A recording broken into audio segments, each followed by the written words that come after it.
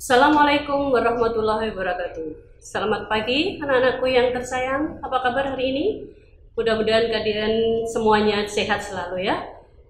Pada kegiatan Matsama hari ketiga ini, Ibu akan mengantarkan materi tentang program riset. Tapi sebelum itu, Ibu akan perkenalkan diri. Nama Ibu adalah Eko Pujastuti. Kalian bisa memanggil Ibu dengan sebutan Bu Eko.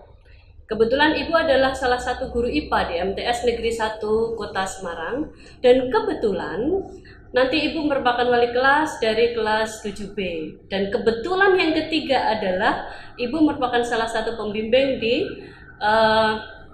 kegiatan riset di tim riset MTS Negeri 1 Kota Semarang. Nah, anak-anakku sekalian, Ibu akan tampilkan dua pada materi kita, pada materi program riset di pagi kali ini. Yang pertama adalah PowerPoint, dan yang kedua nanti silahkan kalian menyaksikan video dari kakak-kakak kelas MTS Negeri 1 Kota Semarang, khususnya tim riset MTS Negeri 1 Kota Semarang, tentang apa yang sudah kami lakukan, baik itu risetnya, kemudian presentasinya, ya, kalian bisa menyaksikan. Nah, sebelum kita mulai, marilah kita berdoa sebentar, ya. Marilah materi program riset ini kita buka dengan bacaan basmalah. Bismillahirrahmanirrahim. Baik, anak-anakku sekalian, silahkan menyaksikan dan silahkan menyimak PowerPoint Ibu, dan silahkan menyaksikan video dari program riset MTS Negeri 1 Kota Semarang. Assalamualaikum warahmatullahi wabarakatuh. Program riset.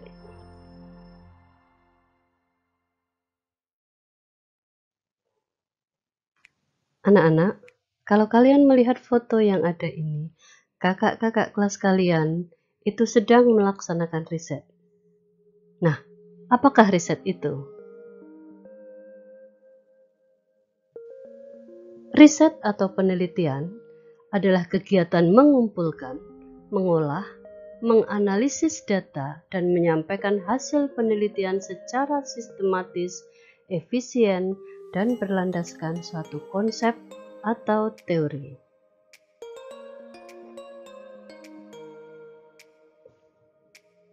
Apakah tujuan riset? Riset yang dilakukan bisa bertujuan untuk memecahkan suatu persoalan, memperjelas suatu fenomena, atau mengembangkan suatu konsep atau teori.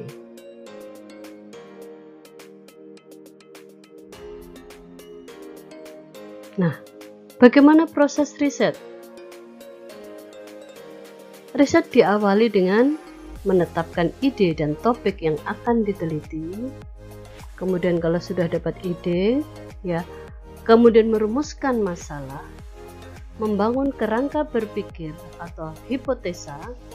Hipotesa itu adalah dugaan sementara sebelum melakukan riset. Langkah berikutnya adalah menyusun metodologi penelitian, kemudian melakukan pengumpulan data, mengolah dan menganalisis data, dan kemudian menyajikan hasil penelitian.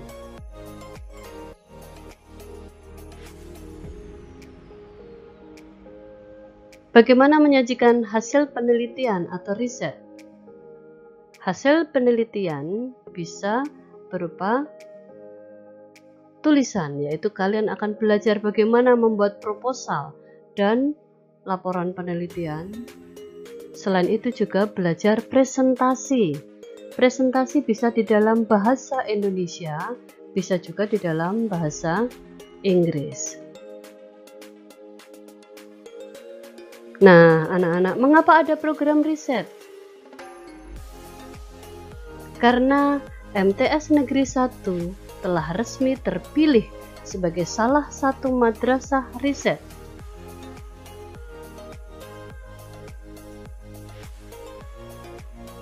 Nah, anak-anak, apa sih madrasah riset? Kenapa tidak semua madrasah itu menjadi madrasah riset?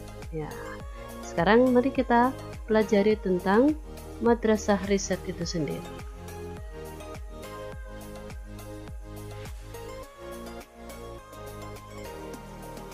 Research atau penelitian, atau sekarang kita sebut sebagai riset, itu merupakan pemecahan masalah melalui metode ilmiah.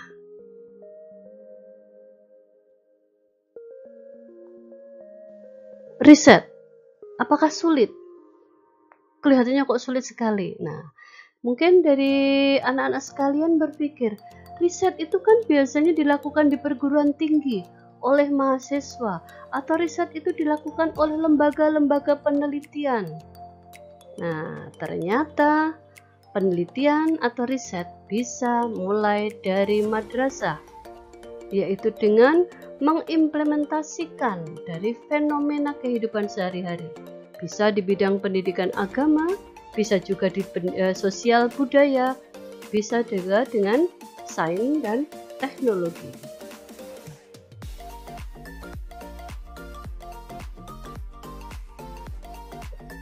Nah, anak-anak, ini adalah alur berpikir metode ilmiah.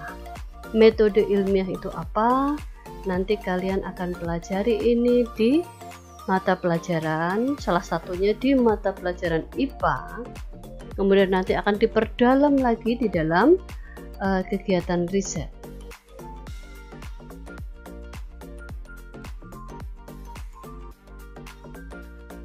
Nah, madrasah riset itu berawal dari Promadrina 2013. Apa itu Promadrina? Program Madrasah Riset Nasional 2013.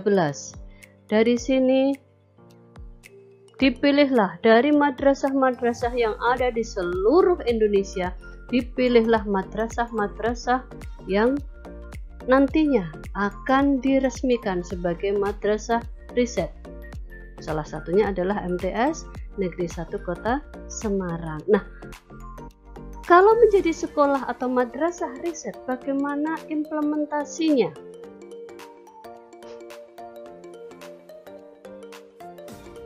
Nah, sekarang kita bicara apa sih implementasi? Implementasi itu penerapan. Nah, madrasah riset, implementasi dari madrasah riset pertama bisa di dalam mata pelajaran, di dalam metode kegiatan belajar mengajar riset dengan grup investigasi, problem based learning, project based learning, inquiry learning, dan lain-lain. Yang kedua, bisa melalui ekstrakurikuler KIR atau karya ilmiah remaja. Yang ketiga, bisa juga dengan seminar atau lomba karya ilmiah remaja. Nah, sekarang riset itu di bidang apa saja? Anak-anakku sekalian, riset di madrasah meliputi bidang pertama, keagamaan, yang kedua sosial humaniora, yang ketiga sains, yang keempat teknologi, yang kelima kebumian dan kelautan, dan yang keenam adalah rekayasa. Baik, mari kita lihat satu persatu. Di bidang keagamaan, penelitian pada bidang keagamaan memungkinkan peneliti mencari tahu tentang hubungan timbal balik antara agama dan masyarakat, ataupun mencari tahu tentang agama sebagai gejala sosial. Contoh riset dengan judul pengaruh tradisi sholat tarawih seperkilat di Pondok Pesantren Salafiyah Syiratul Fuqaha terhadap rasa semangat beribadah kalangan pemuda.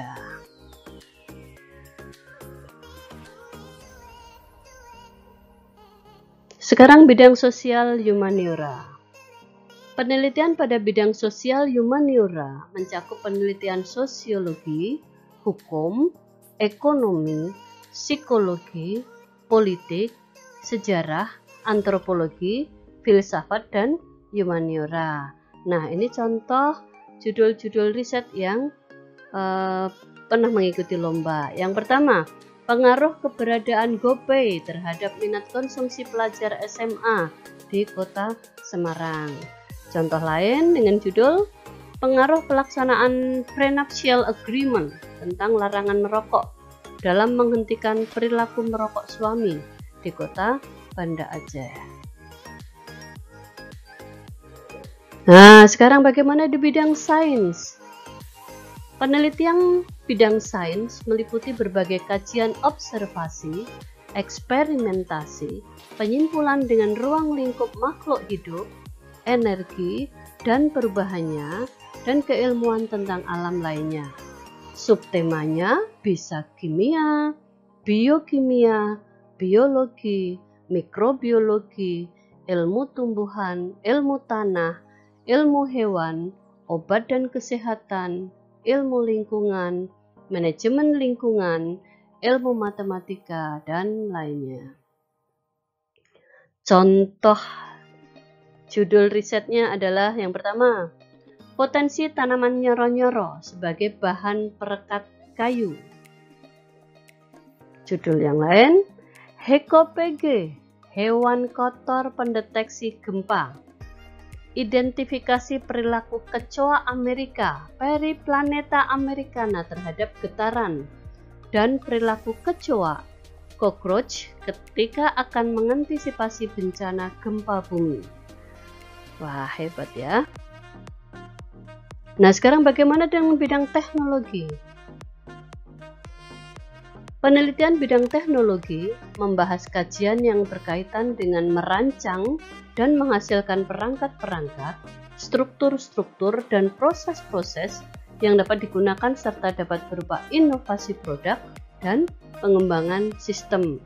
Subtemanya dari fisika, energi dan transportasi, teknik mekanika dan elektronika, ilmu komputer, informatika, serta teknik material dan bioteknologi.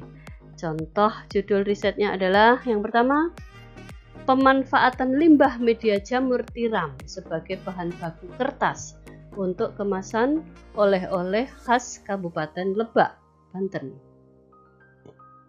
Contoh judul yang kedua, perubahan intensitas bunyi pada sarang lebah sebagai indikator masa panen madu lebah dengan sistem Arduino Uno.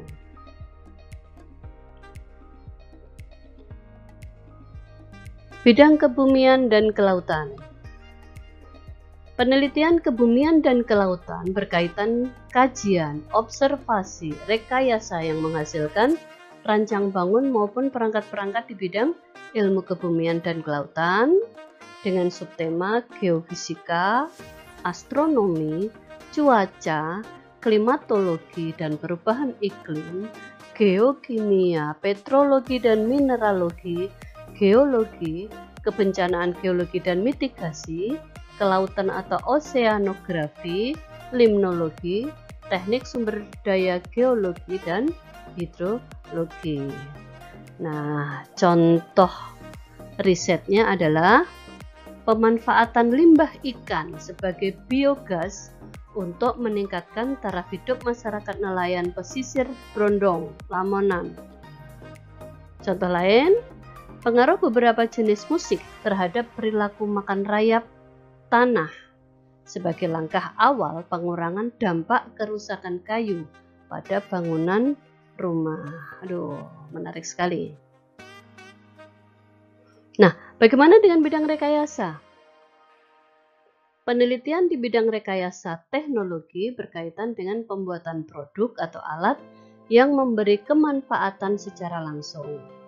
Kategori-kategori dalam penelitian bidang rekayasa ini, pertama, kategori manajemen bencana, contohnya Simina banjir atau sistem mitigasi bencana banjir. Kategori pangan dan pertanian, contohnya alat pengupas kulit bawang putih berbasis dinamo mesin jahit. Kategori keamanan, keselamatan dan kesehatan, contohnya D-Box CC, detektor box for CON, CO2, karbon monoksida dan karbon dioksida.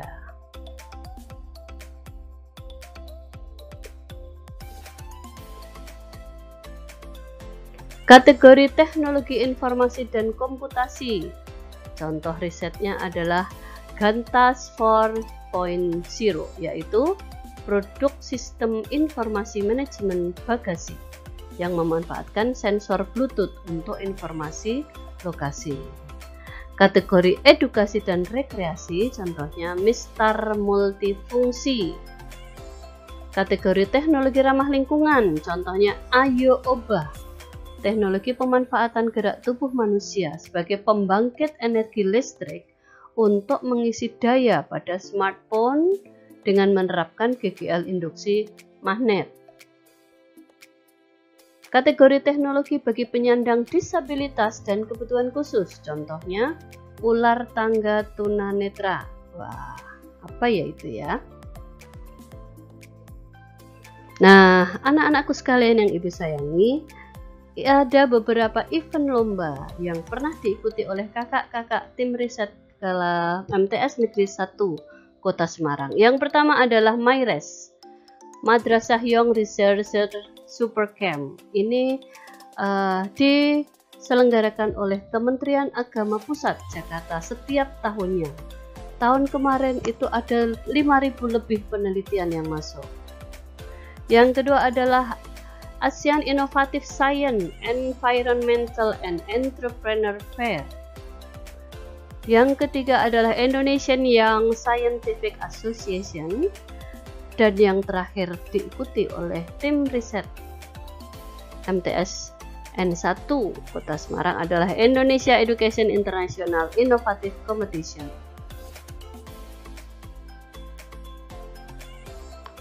Anak-anak ini ibu berikan contoh judul penelitian lagi. Ini adalah juara-juara 1 di MyRes. Yang pertama, pemanfaatan ampas tebu hijau dan serbuk gergaji sebagai bahan peredam bunyi. Ini juara 1 MyRes di bidang sains, matematika, dan pengembangan teknologi. Kemudian yang kedua adalah dampak pandemi COVID terhadap ketahanan pangan rumah tangga di wisata Kampung Warna Kota Malang. Ini juara 1 MyRes bidang sosial humaniora. Dan yang ketiga, pesantren moderatif. Kajian peran keumatan Pondok Pesantren Miftahul Ula dalam upaya deradikalisasi agama di Kabupaten Nganjuk, Jawa Timur. Ini merupakan juara 1 MyRes di bidang keagamaan. Nah, anak-anak sekalian, dengan bangga ibu akan mempresentasikan ya prestasi tim riset MTS Negeri 1 Kota Semarang. Yang pertama, meraih medali perak pada ASEAN Innovative Science, Environmental and Entrepreneur Fair. Di sini kakak-kakak kelas kalian dari tim riset itu membuat polybag yang berasal dari ampas tebu. Prestasi yang lain yang diraih adalah meraih medali perak pada Indonesian Young Scientific Association entitled Utilization of Fly Ash, Styrofoam Waste, and Plastic Waste as Basic Materials for Making Roof Tile. Jadi, pemanfaatan limbah abu terbang ya, kemudian limbah dari styrofoam, limbah plastik sebagai bahan dasar untuk membuat genteng. Nah, dan ini yang bulan ini yang terakhir diraih oleh oleh tim riset adalah berprestasi meraih medali emas pada Indonesia Education International Innovative Competition entitled Utilization of Banana Midrib Fiber as a Reinforcing Material to Replace Fiberglass in Resin Composites for Aircraft Construction Material Application. Hebat bukan? Nah, sekarang tugas kalian. Silahkan nanti membuat ringkasan atau resume dari materi program riset ini. Dan yang kedua adalah silahkan membuat satu ide atau topik yang bisa kamu jadikan sebuah judul riset atau penelitian. Satu kalimat saja, nggak usah panjang-panjang. Baik anak-anakku, terima kasih tim riset cerdas Madrasah Hebat Bermartabat. Wassalamualaikum warahmatullahi wabarakatuh.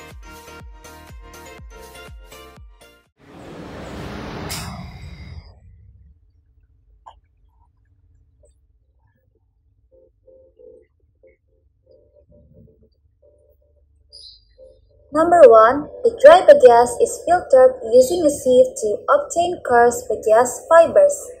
Fine fibers are not used.